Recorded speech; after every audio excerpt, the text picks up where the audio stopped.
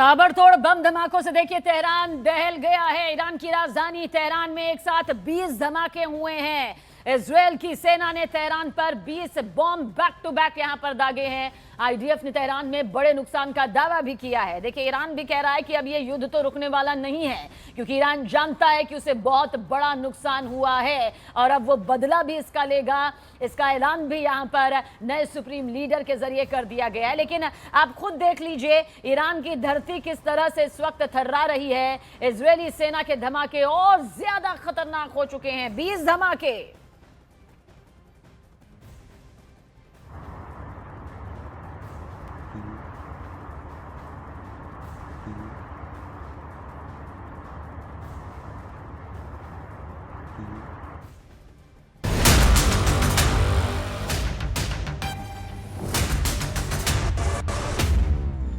Iran पर हुई अग्नि वर्षा का बदला अब जूनियर खामने इजराइल और अमेरिका के ठिकानों पर आग बरसा कर लेना चाहते हैं। तबाही की उस तस्वीर से दुनिया को वाकिफ कराना चाहते हैं जिसका किसी ने सोचा भी ना हो।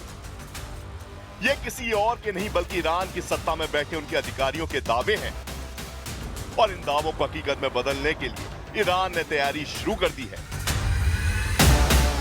करीब 14 दिनों से जारी ईरान और अमेरिका की जंग में पहले ही दिन सुप्रीम लीडर खामने की मौत हो गई। करीब 50 टॉप अधिकारियों की लीडरशिप खत्म हो गई। लेकिन बावजूद इसके ईरान दावा कर रहा है कि वो लंबे समय तक जंग लड़ सकता है, क्योंकि ईरान ने एक ऐसी खास स्ट्रेटजी बनाई है जिसमें सेना की कमान किसी एक के पास नहीं बल्कि 7 छोटे छोटे हिस्सों में बांट दी गई है। ईरान ने अलग अलग संस्थाओं को अलग अलग रोल दिए हैं। रेगुलर आर्मी यानी आर्टिश जो किसी खतरे को भांपेगी, अटैक करेगी और दुश्मन के हमलों को स्लो करेगी। एयर डिफेंस यूनिट दुश्मन के छिपे होने की जानकारी देगा और मिनटों में तबाह कर देगा। IRGC सबसे मेन रोल में है, मुख्य ऑपरेशंस को अंजाम देना उसका काम है। नौसेना फारस की खाड़ी और स्ट्रेट ऑफ हॉर्मुज में कमान संभाले है। मिसाइल फोर्स दुश्मन के इंफ्रास्ट्रक्चर और मिलिट्री टारगेट्स को तबाह करती है और क्षेत्रीय नेटवर्क जो हिजबुल्लाह और हुती को सपोर्ट कर रही है।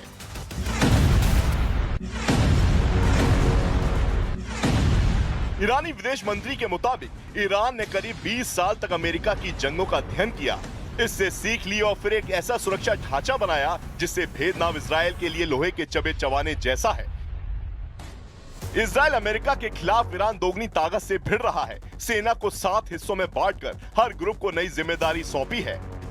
मुस्तफा खामनेई पर हुए अटैक के बाद IRGC अलर्ट है और अब मुस्तफा के लिए बेरहम फोर्स तैनात हो चुकी है। ईरान की नोपो साल 1991 में बनी थी। नोपो का पहले काम सुप्रीम लीडर की सुरक्षा करना नहीं था, लेकिन खामनेई की मौत के बाद हालात पूरी तरह बदल गए हैं। अब ये घातक फोर्स मुस्तफा की सुरक्षा में दिन रात मुस्तैद है। इसे ईरान की black clad counter terrorism special force भी कहा जाता है। समय के साथ नोपो इतनी ताकतवर हो गई कि अब इसे IRGC से भी ज्यादा घातक, क्रूर और वेल ट्रेन्ड माना जा रहा है।